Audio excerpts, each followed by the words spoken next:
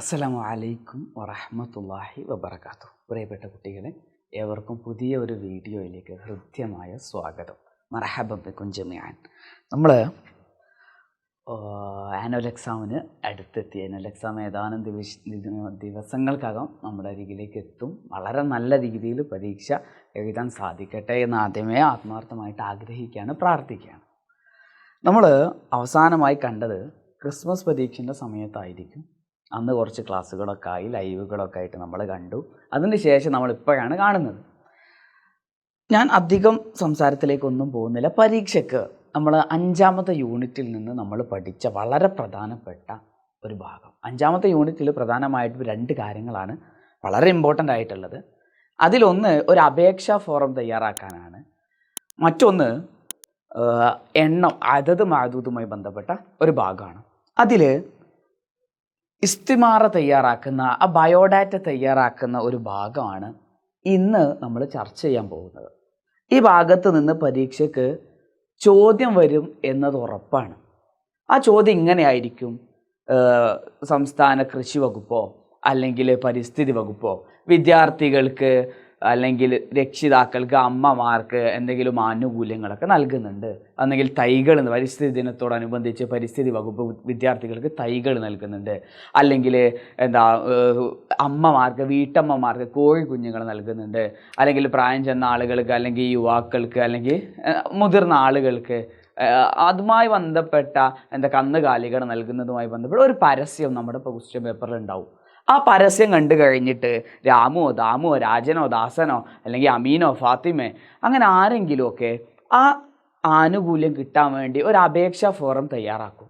അതെങ്ങനെയാണ് അപേക്ഷാ ഫോറം തയ്യാറാക്കുക എന്നതാണ് നമ്മൾ ഇന്ന് ചർച്ച ചെയ്യാൻ പോകുന്നത്.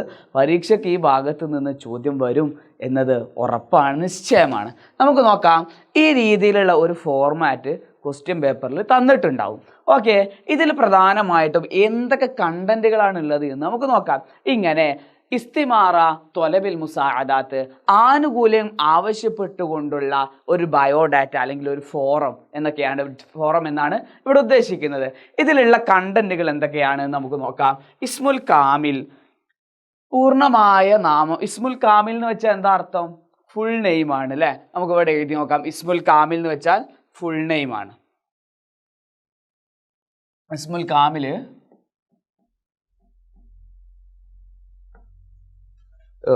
ഇസ്മുൽ കാമിൽ ഫുൾ നെയിം.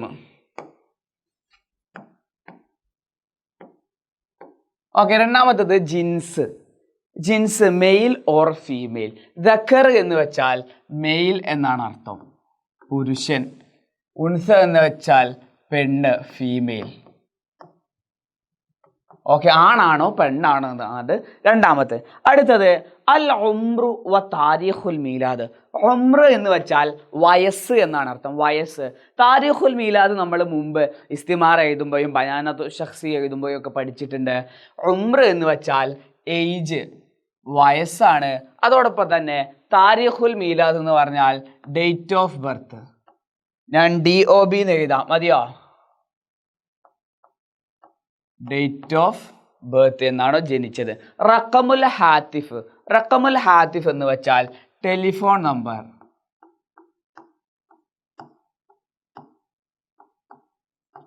അതോടൊപ്പം തന്നെ ഇവിടെ നമുക്ക് ജവ്വാൽ എന്ന് കാണാം. മൊബൈൽ ഫോൺ നമ്പർ എഴുതാനുള്ള ഒരു ഭാഗം അവിടെ ഉണ്ടായിരിക്കും, മൊബൈൽ ഫോണിൻ്റെ നമ്പർ. നമ്മുടെ ടെക്സ്റ്റ് ബുക്കിൽ അങ്ങനെയാണ് പറയുന്നത്, മൊബൈൽ ഫോണിൻ്റെ നമ്പർ.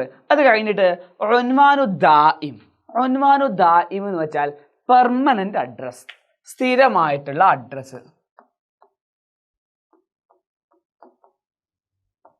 പെർമനന്റ് അഡ്രസ്സ് എന്ത് ചെയ്യണം? നമ്മൾ അവിടെ എഴുതണം. അത് കഴിഞ്ഞിട്ട് ബരീദുൽ ഇലക്ട്രോണി, ഒക്കെ നമ്മൾ പഠിച്ച കാര്യങ്ങളാണ് കേട്ടോ.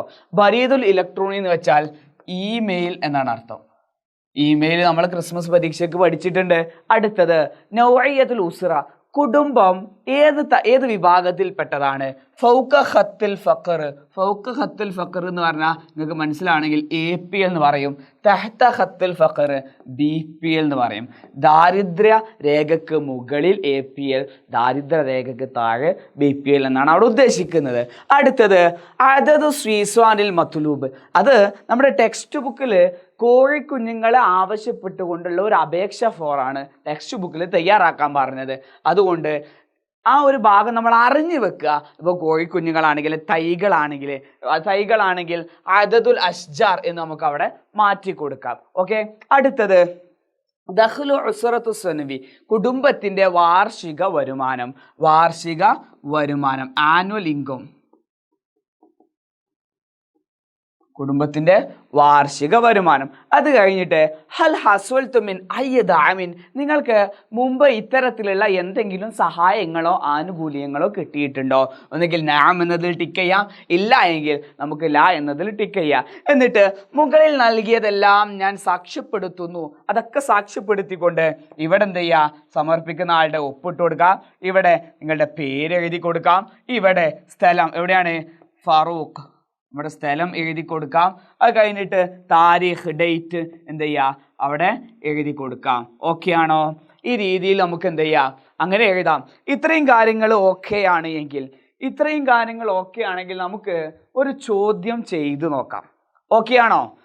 ഓക്കെ ആണെങ്കിൽ നമ്മൾ ഇതാ ഇവിടെ ഒരു ചോദ്യത്തിലേക്ക് പോകാം. ഞാൻ ഒന്നുകൂടെ റിപ്പീറ്റ് ചെയ്യാം. ഇവിടെ നമുക്ക് ഇസ്മുൽ കാമിൽ ഉണ്ടായിരിക്കണം, ഫുൾ നെയിം ഉണ്ടായിരിക്കണം.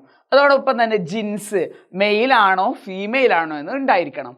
അൽ ഉംർ വ താരീഖുൽ മീലാദ്, ഏജ്, അതോടൊപ്പം തന്നെ ഡേറ്റ് ഓഫ് ബർത്ത്, ഇത് രണ്ടും ഉണ്ടായിരിക്കണം. റഖമുൽ ഹാത്തിഫ്, ടെലിഫോൺ നമ്പർ. റഖമുൽ ജവ്വാൽ, നമ്മുടെ മൊബൈൽ ഫോൺ നമ്പർ.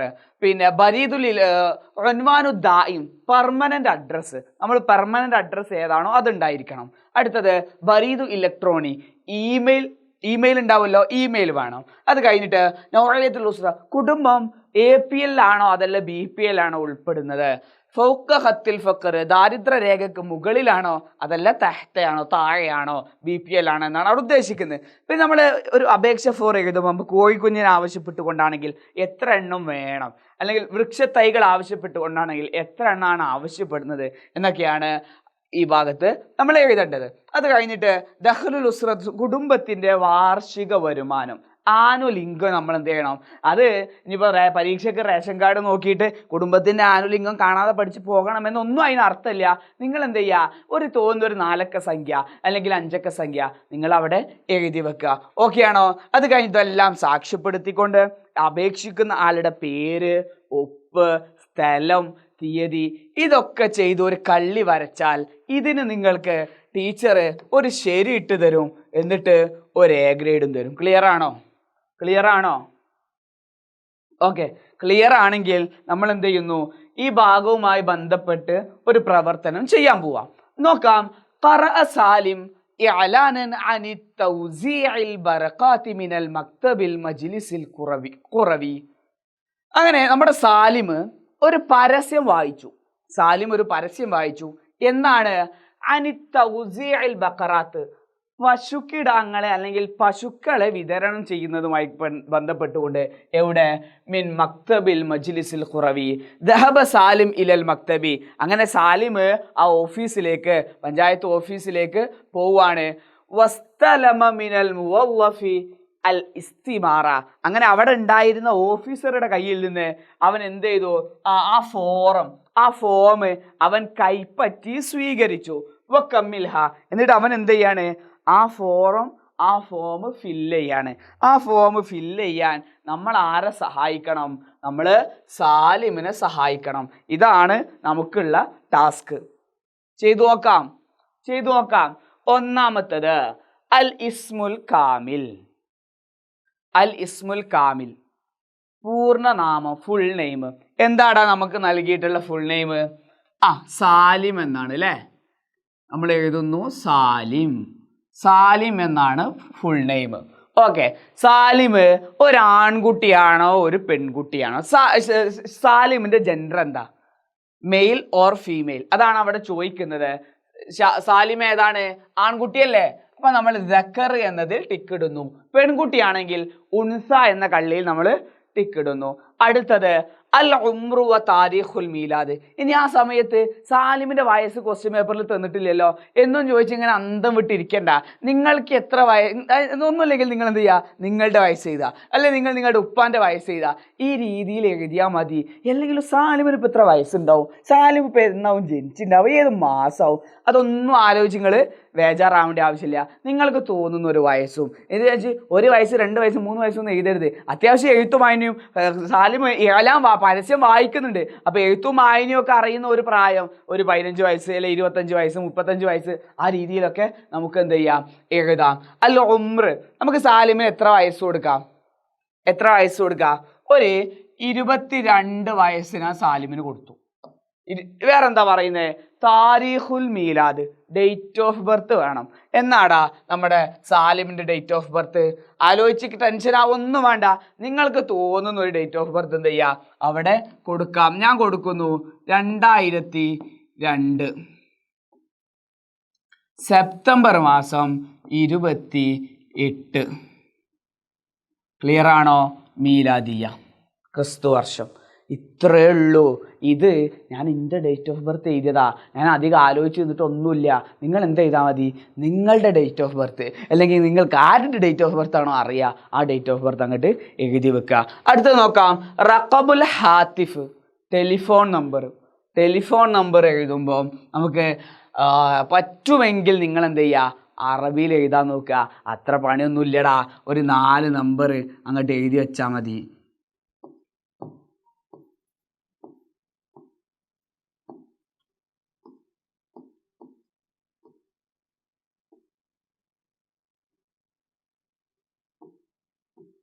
ഈ രീതിയിൽ ഒരു ടെലിഫോൺ നമ്പർ നമ്മൾ അവിടെ എഴുതി വെക്കുന്നു. അത് കഴിഞ്ഞിട്ട് ഇതിൻ്റെ ഇവിടെ നമുക്ക് വേറൊരു നമ്പർ കൂടെ നമ്മളോട് ചോദിക്കും കേട്ടോ.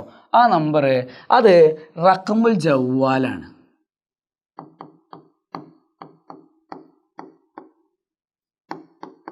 Mobile phone number. ഇനി മൊബൈൽ ഫോൺ എന്താവും ഇപ്പം ജവാദിൻ്റെ മൊബൈൽ ഫോൺ നമ്പർ എന്ന് ആലോചിച്ച് അവിടെ ഇരുന്ന് നിങ്ങൾ സ്വന്തം ബുദ്ധി കളയരുത്, അല്ലെങ്കിൽ വില കളയരുത്. നിങ്ങൾക്ക് അറിയുന്ന അല്ലെങ്കിൽ ഏതെങ്കിലും ഒരു 4 അക്ക നമ്പർ അവിടെ എഴുതി വെക്കുക. ഇപ്പം 10 ആയില്ല, 10 അക്ക നമ്പർ എഴുതാൻ കേട്ടോ. 10 ആയില്ല, 1 2 3 4 5 6 ബാക്കി എന്ത് ചെയ്യുക, 2 6 1 0 ഒക്കെ ഇട്ടിട്ട് അങ്ങോട്ട് എഴുതി കൊടുക്കുക. അത്ര മതി. ഇനി അറബിയിൽ എഴുതാൻ പ്രയാസമുണ്ടെങ്കിൽ നിങ്ങൾ എന്ത് ചെയ്യുക, തൽക്കാലം മലയാളത്തിലോ അക്കത്തിൽ അവിടെ എഴുതി വെച്ചാലും കുഴപ്പമൊന്നുമില്ല. പക്ഷെ ചില ടീച്ചർമാരെന്ത് ചെയ്യും, ചില ടീച്ചർമാർ ഇടങ്ങേറാക്കും. കാരണം 1 മുതൽ 20 വരെ നമ്മൾ പഠിക്കുന്നുണ്ട്. പിന്നെ 1 മുതൽ 9 വരെ പഠിച്ചാൽ തിരിച്ചും മറിച്ചും എഴുതി വെക്കണതിനല്ലേ ടെലിഫോൺ നമ്പർ എന്ന് പറയാം. നിങ്ങൾ ഏതെങ്കിലും ഒരു നമ്പർ എഴുതി വെച്ചാൽ നിങ്ങളെ പരീക്ഷ നോക്കുന്ന ടീച്ചർ ആ നമ്പറിൽ വിളിച്ചിട്ട് ഇത് എന്താ സാലിബോ അലീഫാണോ, ആ അലീഫിൻ്റെ ആൻസർ പേപ്പറാണിത്, ഈ നമ്പറിൽ വിളിച്ച് അലീഫ് എഴുതിയ നമ്പർ ശരിയാണോ എന്നൊന്നും ഒരു ടീച്ചറും നോക്കൂല. നിങ്ങൾക്ക് ഇത് കണ്ടിട്ട് കോയിന് തരാനോ അല്ലെങ്കിൽ പശുക്കുട്ടിനെ തരാനോ ഒന്നും ടീച്ചർക്ക് ഒരു ഉദ്ദേശമില്ല. നിങ്ങൾ എഴുതിയണോ, കൺസെപ്റ്റ് നിങ്ങൾക്ക് ക്ലിയർ ആണോ എന്ന് മാത്രമേ ടീച്ചർ നോക്കുള്ളൂ. നോക്കാം, അടുത്ത് നോക്കാം, ഉൻവാനു ദായിം, പെർമനൻ്റ് അഡ്രസ്സ്. നിങ്ങളുടെ പെർമനൻ്റ് അഡ്രസ്സാണ് അവിടെ ചോദിക്കുന്നത്. അഡ്രസ്സ് എന്ത് ചെയ്താൽ ഒന്നെങ്കിൽ നിങ്ങൾ നിങ്ങളുടെ വീട് നിൽക്കുന്ന സ്ഥലം അല്ലെങ്കിൽ നിങ്ങളുടെ സ്കൂൾ നിൽക്കുന്ന സ്ഥലം, ആ സ്ഥലം അങ്ങോട്ട് എഴുതി വെക്കുക. ഞാൻ എഴുതുന്നു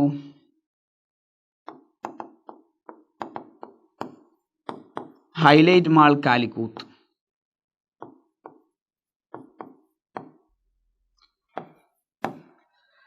ഹൈലൈറ്റ് മാള് കാലിക്കറ്റ് 4 എന്ന് ഞാൻ കാലിക്കറ്റ് 4-ലാണോ ഹൈലൈറ്റ് മാൾ എന്നൊന്നും എനിക്കറിയില്ല. ഞാൻ അതങ്ങോട്ട് എഴുതി വെച്ചു, അത്രമാത്രം നമ്മൾ എഴുതിയാൽ മതി. അടുത്ത് നോക്കാം, ബരീദുൽ ഇലക്ട്രോണിക്, സാലിമിൻ്റെ ഇമെയിൽ അഡ്രസ്സ് ആണ് അല്ലേ, സാലിമിൻ്റെ ഇമെയിൽ അഡ്രസ്സാണ്. അപ്പോൾ സാലിം പിന്നെന്താ സാലിം 12345@gmail.com.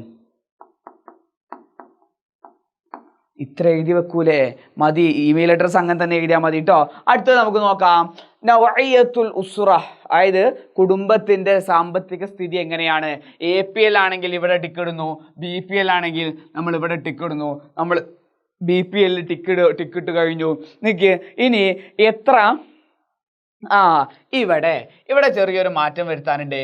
ഇവിടെ നമ്മൾ ആവശ്യപ്പെടുന്നത് കോഴിക്കുഞ്ഞുങ്ങളല്ല, ഇവിടെ നമ്മൾ ആവശ്യപ്പെടുന്നത് അദദുൽ ബഖറാത്തിൽ മത്ലൂബ്, അദദുൽ ബഖറാത്തി,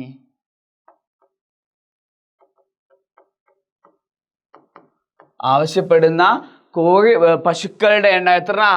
ഞാൻ 2 പശുവിനെയാണ് ആവശ്യപ്പെടുന്നത്, ഞാൻ 2 എന്ന് എഴുതി. നിങ്ങൾ 4 വേണമെങ്കിൽ നിങ്ങൾ 4 എഴുതിക്കോളി. നോക്ക്, കുടുംബത്തിൻ്റെ വാർഷിക വരുമാനം 4, 40, 400, 4000, 40,000 എന്ന് ഞാൻ എന്ത് എഴുതി? അങ്ങോട്ട് എഴുതി വെച്ചു. ഇത്ര പണിയുള്ളൂ, കഴിഞ്ഞു. അടുത്ത നോക്ക്, ഹൽ ഹസ്വൽതും അല അയ്യ ദഅമിൻ ദഅമി ഇഖ്തിസാദി സാബിഖൻ. മുമ്പ് ഇത്തരത്തിലുള്ള എന്തെങ്കിലും ആനുകൂല്യം കിട്ടിയിട്ടുണ്ടോ? അപ്പം ഞാൻ എന്ത് ചെയ്തു?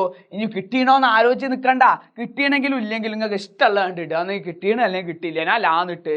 ഇനി ഇതൊക്കെ ഞാൻ സാക്ഷ്യപ്പെടുത്തുന്നു. മക്കാന് എവിടെയാണ്? കാലിക്കൂത്ത്.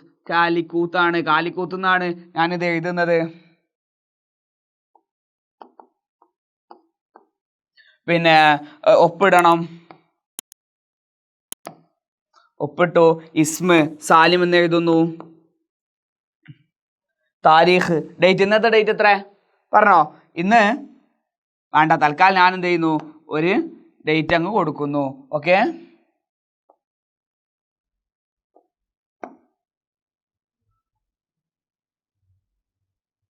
രണ്ടാം മാസമല്ലേ?